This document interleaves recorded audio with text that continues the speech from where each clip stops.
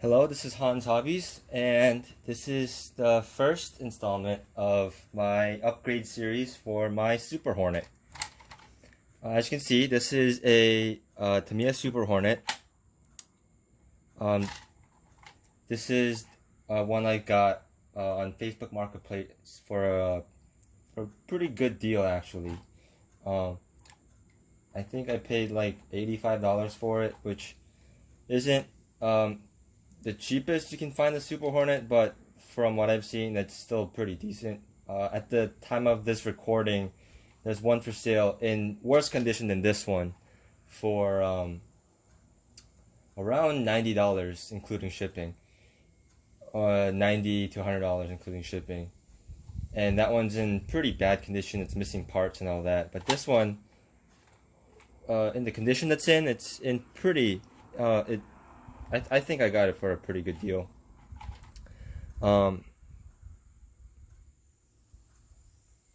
So I'll do a overview of this real quick.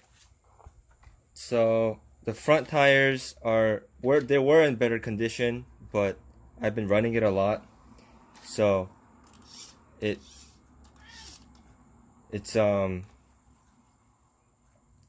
kind of worn down, and you can see because of how the suspension works, it's more worn down on the inner side compared to the outer shoulder. And then the rear tires were also in decent condition, but because I've been driving it a lot, they're pretty bald. And these tires are what we're gonna be addressing today. Sorry, that's my cat. He likes the open window. So yeah. So while I'm doing the tires, I also thought I should change the wheels, because if you see on the Super Hornet with this style of wheel, you can see all the stress marks appearing here, some stress marks appearing in the corners. This wheel is even worse, if you can see that. The stress marks on that is pretty bad, and that's gonna break at any second. So I thought I might as well replace the wheels while I was at it. So while I upgrade, I was also going to update the color scheme of this car to match just my the general color scheme that I like to use for a lot of my Tamiya kits, and I'll show you that right now. So here's the first one I did in this color scheme. The original version was my lunchbox. You can see it's the teal with the pink, and it used to have black wheels. But this is I think this was a pretty good color scheme. A lot of people like this color scheme. I really like this color scheme, but I've updated it since then. The second vehicle I did my color scheme to was my Blackfoot, which is the more current version of this color scheme. So you can see it's a black body. It's not painted because the body's already black in the Blackfoot. With teal stickers. Let me move the camera slightly to adjust. It has teal and pink stickers with pink wheels, if you can see that. So I tried it on this car just because it was already a black body, and ended up really liking it. So I decided to do it on more of my cars. So the second car that I did this color scheme to was my Hornet. This is the first Hornet. Both my Blackfoot and my Hornet are re-releases because we are available, and I wanted the experience of building them. But this one I originally built with the box art color scheme, but after doing the Blackfoot, I just like this one so much. I got these decals made by MCI Racing, also for the Blackfoot, and as you can see, I think it's a pretty nice color scheme. And this one also worked out because Hornet is also a black car with decals on it. The third car I did this scheme to is my Honda City Turbo. So this one's also a re-release, so it's the updated chassis, not the original release Wheeler chassis. But this one's actually not MCI Racing. This one's all painted. It's all masked off. All the stripes and everything is painted. The only thing that are decals is all the lettering, the number, and then the turbo on the side. I cut those out so I could use those. I'll do a overview video on all these other cars in later videos, so you can look forward to that. But that's basically the color scheme I'm going for. So the Super Hornet, I also ordered some decals of the same color scheme from MCI Racing for this car, because the decals on this car, you can see, are pretty.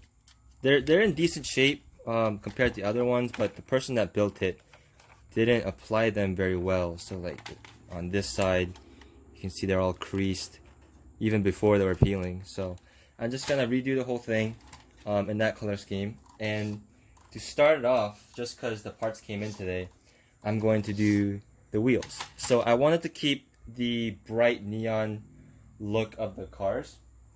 So for the car, so for this one, instead of using more of the mellow, like magenta-ish pink that I did on the other cars, I decided to go with more of a neon pink to match, to replace these bright neon orange wheels. So these are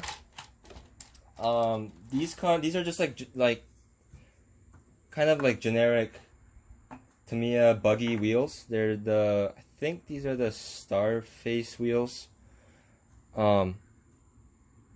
They come on a lot of cars. They come on the DT02, DT03. A lot of their modern buggies have these wheels because they have the this front wheel, but they have the hex on the inside, and they're pretty standard size. So as you can see, I painted these pretty neon pink, and then I filled in the Tamiya lettering on the wheel, and then also colored in the little support spokes black. So there's kind of a dual design going on there. A lot of people might not like it, but I like it, and then it's my car, so I guess that's all that matters. And also, these are kind of an upgrade for the car because the front tires, if you can see, the front wheels are slightly wider than the stock ones. So that should give me more grip for the car, because this car likes to understeer. And then for the rear, it's a slightly larger diameter, if not the same. I think it might be the same actually, or minutely bigger. So the rears are pretty much the same, but it'll allow me to use hex wheels, which will open up some options. So to do that, sorry about the car passing by, I'm just gonna fit these onto some Tamiya tires. These are just standard Tamiya spiked buggy tires, rear, and then the tires for the wheels in the front. This wheel also comes on the Rising Fighter buggy, which is technically a Super Hornet, or it's half a Super Hornet. So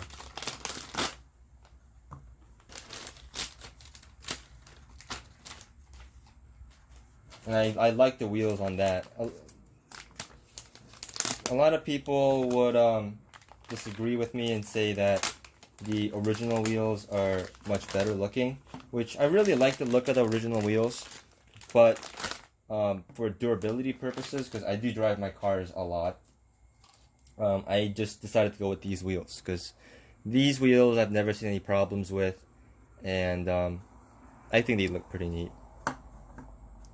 Plus the fronts offer a upgraded width.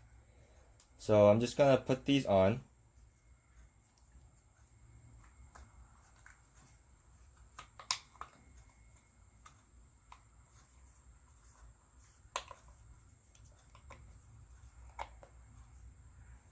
These are freshly painted, so you can see some dust coming off the oh, you can't really see that on camera, but there's a little bit of paint flaking off onto the bead, but that should be okay. It's just a little overspray. So now we got the front. We can get the other front wheel. And these tires also seem a lot softer than the original tires, which would make sense because I don't know how soft the originals were when it was new, but I don't imagine it was much softer than it is now. They're pretty hard now, and they're pretty awful tires. And also with the pins, the pin design in the front, it's not the best design for on-road, which I guess these really aren't either, but they are slightly softer than the originals. And I have a DT03 with these same tires on it, pretty worn down, and they still offers way more grip than these. So the fronts are done. The rears are the same, so you just put them on.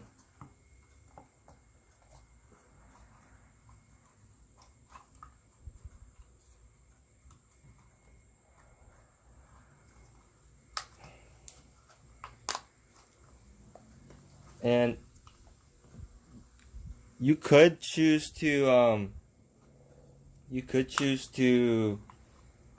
glue the tires on, but for the amount of power that these cars put down and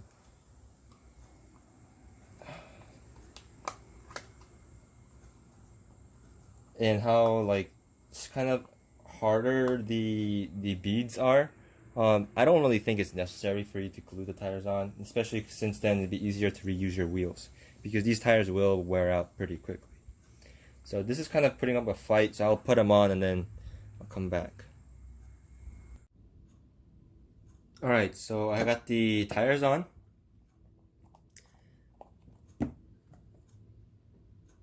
Front and rear. And we'll just put them on. So the fronts are just bearings. So all we gotta do is just take this out.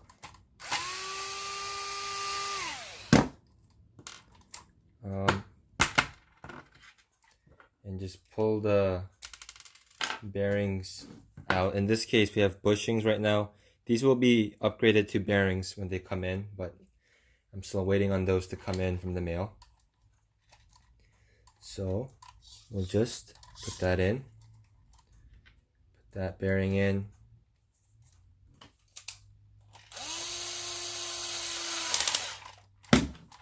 And then same on the other side. You just get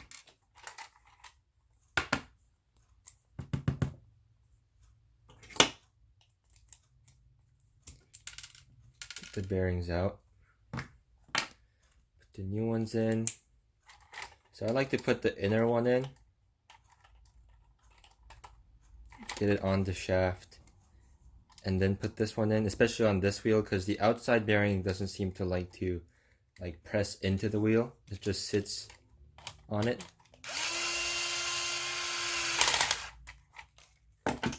Now for the rears, we're gonna need a different part, because if you can see on the Super Hornet and the Grasshopper 2, they use this adapter right here, and the inside of the wheel looks like that instead of the hex drive.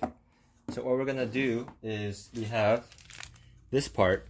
This is a genuine Tamiya part, as you can see, and this fits the Hornet, the original Grasshopper, Grasshopper 2, Frog, whatever else has this axle, or whatever else uses these adapters. or the original Hornet adapters, you can just fit this in it, and you can see this is like an extended hex. So I'll be able to clear the axle. So we'll just get this open real quick. And these are made of some nice, it's made of pretty nice aluminum. And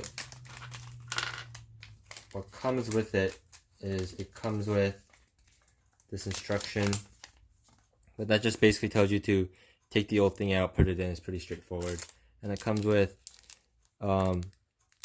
nuts and the little pins, but we're not gonna really need that right now, because all we need to do is just take the old one out and put this new one in like that. It doesn't like grab like the originals did, because they're aluminum, but this is going to allow us to install our wheel.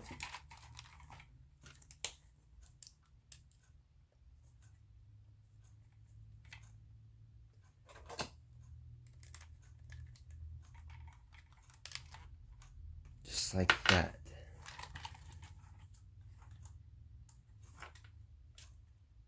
So the thing I'm noticing with these is the threads that it bites into. For the nut can only thread in like halfway. Let me see.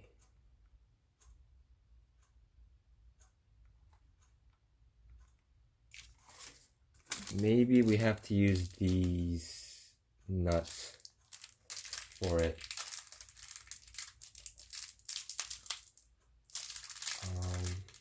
Let me get this open.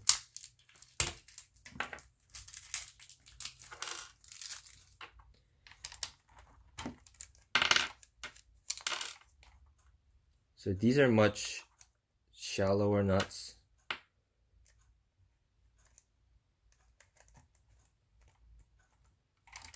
And yeah, it seems like you have to use the nuts that come with it, which I don't think should be a huge deal. They just look like a skinnier lock nut, but a regular nut should do the same job, I think. But I guess since this works with it better, I'll just use that. And I'll just do the same to the other side.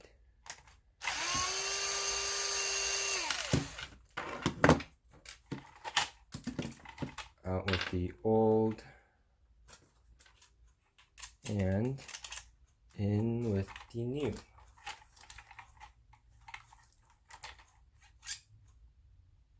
Could it be that these are different sized pins? No, they seem like they're the same size pin. So anyway, we'll get these guys in here and then get the wheel on.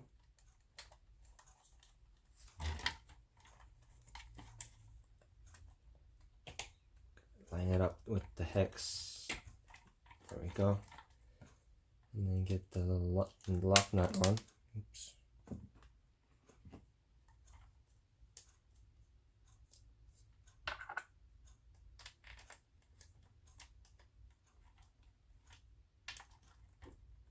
Hopefully these lock nuts won't come out. That's my only concern. But yep, there we have it. We have the new wheels installed, and I think it looks pretty good.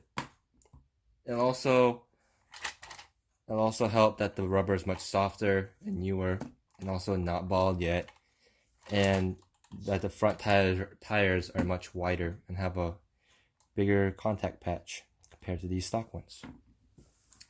So I'm still waiting on the stickers, like I said. So once the whole color scheme's there, I think the wheels are going to look much better. But for now, I think this is how I'm going to leave it. In the next part of this build video, or this upgrade video, I'm going to give it a new chassis, because this chassis is broken. and hopefully the ball bearings will come in by then. So I'll do the ball bearings and the chassis installation. So so you can subscribe to see that, and thank you for watching. I hope you enjoyed this quick little video. I know it's not like a big thing to like switch wheels, but just because this car uses different adapters and stuff, I thought I'd make a quick little video. Also, I wanted to show off these wheels on it. But yeah, thanks for watching, and like if you liked the video, and subscribe for more, and leave your comments down below.